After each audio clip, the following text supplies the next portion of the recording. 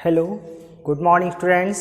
आज हम क्लास 10 में जो हम जंतुओं में अलैंगिक जनन पढ़ रहे हैं उसमें हमने एक विधि यानी कि विखंडन विधि और विखंडन विधि के दो प्रकार द्विविखंडन और बहुविखंडन के बारे में पढ़ चुके हैं। उसी क्रम में आज हम दूसरी विधि यानी कि मुकुलन बडिंग, जिसको इंग्लिश में कहा जाता है या इसको जो है कलिकोत्पादन विधि भी कहते हैं। तो मुकुलन द्वारा जनन जो है देखते हैं, मुकुलन यानी बडिंग विधि और दूसरी है पुनरुद्भवन यानी रेजिनेशन। दोनों के बारे में पढ़ते हैं और चित्र भी बने हुए हैं, चित्र के माध्यम से भी समझते हैं।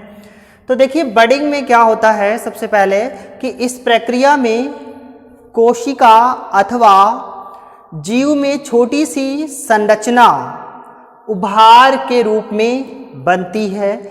यानी इसमें मुकुलन में क्या होता है, किसी भी जीव में सबसे पहले एक छोटी सी संरचना बनती है उभार के रूप में, और वो जो उभार बनता है यानी वो छोटी सी संरचना बनती है उसे मुकुल यानी जिसे मुकुल या इंग्लिश में बड कहते हैं और हिंदी में आप उसको कलिका कहिए, यानी कलिका, शुद्ध हिंदी में उसे कलिका कह सकते हैं कि कलिका बनता है। यह है मुकुल। केंद्रक सूत्री विभाजन यानी माइटोसिस द्वारा दो भागों में विभाजित हो जाता है और मात्र कोशिका से पृथक होकर नई संतति के रूप में विकसित हो जाता है। उदाहरण हाइड्रा, साइकन, ईस्ट। क्या उदाहरण है? साइकन, हाइड्रा, ईस्ट, इनमें मुकुलन होता है। तो सबसे पहले इस विधि को हम यहाँ हाइड्रा में मुकुलन द्वारा जनन इस चित्र के माध्यम से समझाया गया है, यानी कलिकोत्पादन द्वारा जनन हाइड्रा में। तो इस विधि को यहाँ इम्प्लीमेंट करते हैं, जो यहाँ पर 4 लाइनें लिखी हैं वो यहाँ पर इस चित्र के माध्यम से समझते हैं। देखिए इसमें क्या लिखा है कि इस प्रक्रिया में कोशिका या किसी जीव में छोटी सी संरचना उभार के रूप में बनती है। तो देखिए सबसे पहले ये एक पूर्ण विकसित हाइड्रा है और इस हाइड्रा में जब जनन होता है कलिकोत्पादन द्वारा तो सबसे पहले एक छोटी सी संरचना उभार बनता है। देखिए एक छोटी सी, ये यहाँ पर कोई ऐसी संरचना नहीं थी, परंतु अगले चित्र में क्या दिखाया गया है कि एक छोटी सी संरचना उभार बनती है जिसे मुकुल या बड कहते हैं। हिंदी में इसे कलिका कहते हैं। तो देखिए एक हाइड्रा जो था पूर्ण विकसित हाइड्रा, इसमें कोई भी संरचना नहीं थी, परंतु जब इसमें जनन होता है तो इसमें सबसे पहले किसी जीव की कोशिका या जीव संरचना में एक छोटा सा रचना या उभार बनता है जिसे बड या कलिका कहते हैं। इसके बाद क्या आपने पढ़ा कि यही जो कलिका है, मुकुल जो है सूत्री विभाजन द्वारा दो भागों में बट जाता है और मात्र कोशिका से पृथक होकर यानी अलग होकर के संतति के रूप में, वो भी नई संतति के रूप में विकसित हो जाता है। तो देखिए यहाँ पर मुकुल या कलिका का निर्माण हो गया। जब अगले स्टेप में देखा कि यही मुकुल और कलिका आकार में बढ़ गया, यानी मुकुल और कलिका में वृद्धि हो गई। तो मुकुल या कलिका में जब वृद्धि हो गई तो क्या होता है, केंद्रक सूत्री विभाजन द्वारा दो भागों में बट जाता है। तो केंद्रक सूत्री विभाजन द्वारा बट गया और यही जो मुकुल था, उभार था, मात्र कोशिका से पृथक होकर नई कोशिका का निर्माण कर लेता है। तो अगले चरण में देखिए ये मात्र कोशिका थी पूरी, यानी ये मात्र हाइड्रा था और इस मात्र हाइड्रा से ये मुकुल पृथक हो गया, अलग हो गया और अलग होकर के एक नई संतति या एक नया जीव का निर्माण कर लेता है।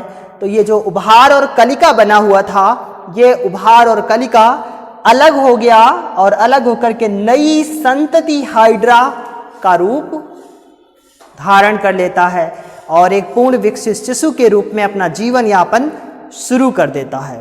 तो ये था हाइड्रा में मुकुलन द्वारा जनन, वेरी आसान और इसका उदाहरण है हाइड्रा, साइकन और ईस्ट। इनमें आपको ये आसानी से जनन दिखाई देखने को मिलेगा, यानी आसानी से आपको दिखाई दे सकता है।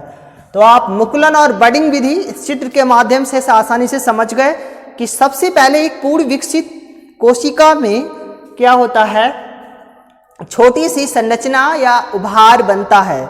तो एक पूर्ण विकसित संरचना हाइड्रा थी, अगले चरण में एक छोटा सा उभार बना, जिस उभार को कलिका या मुकुल कहते हैं। यही कलिका और मुकुल केंद्रक सूत्री विभाजन द्वारा दो भागों में विभाजित हो जाता है, और दो भागों में विभाजित होकर के जो उभार है वो मात्र कोशिका से पृथक हो जाता है, और मात्र कोशिका से पृथक होकर के एक नई संतति कोशिका का निर्माण कर लेता है, जो एक पूर्ण विकसित जीव के रूप में अपना जीवन यापन प्रारंभ कर देता है। ये था मुकुलन द्वारा जनन। इसके बाद दूसरी विधि है हमारी पुनरुद्भवन, जिसे हम रेजेनरेशन बोलते हैं इंग्लिश में। तो देखिए पुनरुद्भवन क्या है।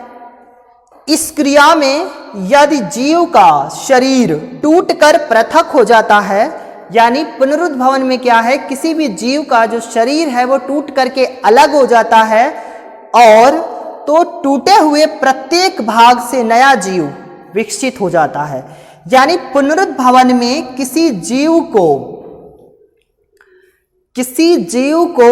जितनी जगह से काट दिया जाए, जितनी जगह से तोड़ दिया जाए, उतने नए जीव का निर्माण हो जाता है, नए जीव विकसित हो जाते हैं, पुनरुद्भवन कहलाता है। और जो नया जीव विकसित होता है वो पूर्ण विकसित यानी परिपक्व हो जाता है, और परिपक्व होकर के एक पूर्ण विकसित जीव बन जाता है, जितने नए खंड टूटते हैं।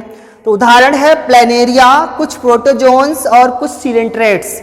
ये प्रोटोजोआ संघ के कुछ जंतुओं में और कुछ सीलेंट्रेटा संघ के जंतुओं में। और प्लेनेरिया में आप आसानी से देख सकते हैं, देखिए ये प्लेनेरिया में पुनरुद्भवन दिखाया गया है, किस प्रकार से प्लेनेरिया में पुनरुद्भवन होता है। तो एक पूर्ण विकसित प्लेनेरिया जीव है। इसके बाद इस प्लेनेरिया को 3 टुकड़ों में काट दिया गया, 3 टुकड़ों में बांट दिया गया, और अगले चरण में देखिए इन्हीं 3 टुकड़ों से नए 3 प्लेनेरिया विकसित हो जाते हैं, और वो संतति प्लेनेरिया देखिए विकसित हुए 3, यानी इस टुकड़े से इसका निर्माण, और इस टुकड़े से इसका निर्माण, और अंतिम टुकड़े से ये निर्माण हुआ। इस प्रकार से 3 नए संतति प्लेनेरिया का विकास हो गया। तो पुनरुद्भवन समझ में आया कि इस प्रक्रिया में, इस जनन की प्रक्रिया में किसी भी जीव के जितने भी खंड टूटकर अलग हो जाते हैं, जितने भी खंड काट दिए जाते हैं, उतने ही खंड नए संतति कोशिका जो है का निर्माण कर लेते हैं, जिससे उतने ही नए जीवों का विकास होता है। यह है पुनरुद्भवन। तो पुनरुद्भवन प्लेनेरिया में दिखाया गया है चित्र के माध्यम से, और हाइड्रा में मुकुलन द्वारा जनन समझाया गया है। और तो दोनों प्रकार से दोनों में जनन हुआ है, प्लेनेरिया में पुनरुद्भवन द्वारा जनन और हाइड्रा में मुकुलन द्वारा जनन। दोनों के ही चित्र आप अपनी कॉपी पर बहुत अच्छे से फेयर करके बनाना, और दोनों की विधियों को भी लिखना। तो ये था जंतुओं में अलैंगिक जनन की विधियां समाप्त होती हैं, जिसमें आपने 3 विधियां अभी तक पढ़ ली, विखंडन विधि, मुकुलन या कलिकोत्पादन विधि, और तीसरी आपने रेजेनरेशन यानी कि पुनरुद्भवन। 3 विधियां पढ़ी, और तीनों विधियों को आप अच्छे से पढ़ना, समझना, चित्र भी बनाना। इसी के साथ आज का वीडियो समाप्त होता है।